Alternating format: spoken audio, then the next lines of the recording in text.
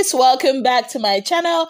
It's your girl Adekunle Williams. How are you all doing? Hope you guys are good. Hope you guys are fine. If you're new to this channel, kindly click on the subscription button, click on the notification bell to let you know whenever I post any new video. Okay guys, so a lot is happening in the Big Brother Naija house at the moment. Yes guys, there's been a whole lot of misunderstandings, miscommunications. This person said, that person said, it's a lot. But before we get into that, let's talk about fraud for a bit. So you all know what happened at the pool party last night with fraud rocking his fellow housemate's butt, that is Mercy's behind. Yes guys, so a lot of people had mixed reactions towards that. Some people were of the school of thought that, okay, it's not like he's doing anything bad, it's a show, blah, blah, blah. While some of us were like, even if it's a show, the fact that you are married, even though your wife gave you the permission to be in the show, at least there are some things that you should not be caught doing. Yes, guys. Now, in the light of all this, and of course the social media backlash, his team decided to put out a statement. Yes, guys. So this is what they said, and I'm going to read. They said, "We would like to address recent false narratives that have surfaced concerning fraud. It has come to our attention that some media outlets have been spreading misinformation about fraud's actions and behavior during his time with his fellow housemates. We feel it's important to set the record straight and ensure that accurate information is being conveyed. First and foremost, fraud is an entertainer and his actions within the context of the game should not be taken out of context or sensationalized to create an inaccurate portrayal of his character. Fraud's interactions, including dancing, partying, and having fun with his housemates, are all part of his profession and public persona. These activities are meant to entertain and engage his audience, and they should not be misconstrued as a reflection of his marital commitment. Just as actors immerse themselves in roles that may differ from their own values and beliefs, fraud as an entertainer may engage in activities that align with his game in the house, but do not define his private life. His commitment to his wife remains steadfast, and his actions within the entertainment space should not be extrapolated to cast doubt on his marital integrity. We urge the public and media outlets to refrain from spreading baseless and false narrative about Fraud's personal life. Let us celebrate Fraud's talents and his entertaining moments in the house without unfairly tainting his character or involving his family in unfounded controversies. In conclusion, Fraud deserves to be judged on the basis of his talents, professionalism, and actual commitment to winning the game. We kindly request that everyone refrain from engaging in harmful speculation and instead focus on supporting the positive aspects of his game in the house.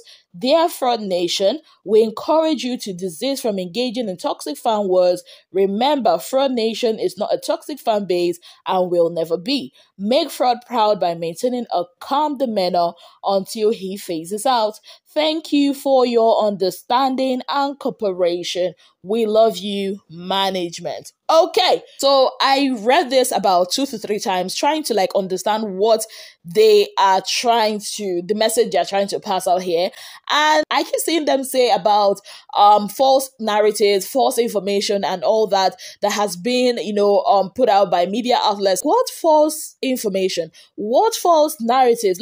He did what he did in the house. We only just projected it to the world. See what this guy is doing. Just as Fraud is a housemate in the house, he is going to be subject for scrutiny. Everything he does, just like every other housemate, will be talked about, be it good or bad. So telling us it's a false narrative and we should refrain from talking, that's wrong. Whatever he did last night had nothing to do with his game. I wouldn't even have an issue with what he did. Why I actually did have an issue with what he did is because of the hypocrisy in the Big Brother streets. Because I remember how we all pounded Tega. Do you guys remember how it was all over the place?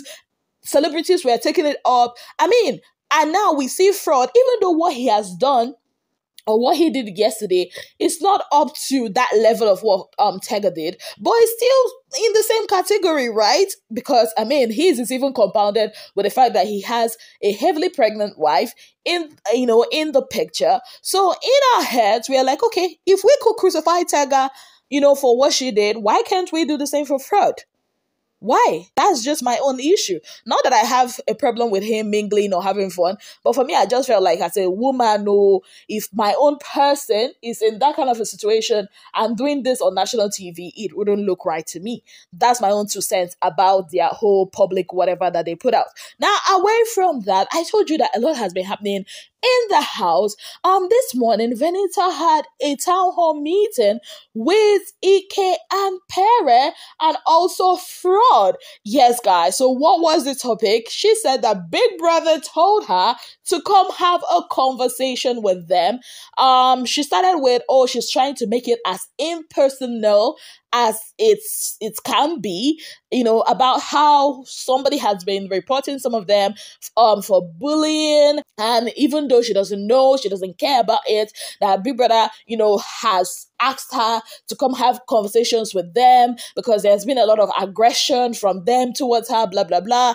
And at some point, Ike and Pere were not having it. Pere told her, you are manipulating as F. All these things you're doing is just for highlights. And Ike lost it with her. At some point, they walked out, went to the kitchen area, and they were like, I mean, who is she to tell us how to act and all that? Who is she to relay such information to us? Is she big sister to try to correct us or try to punish us or whatever it is? Then Kid White told them to calm down and later have a conversation with her, which Pere declined. He didn't want to have. Then Ike went ahead to have a conversation with her in the head of house gym area.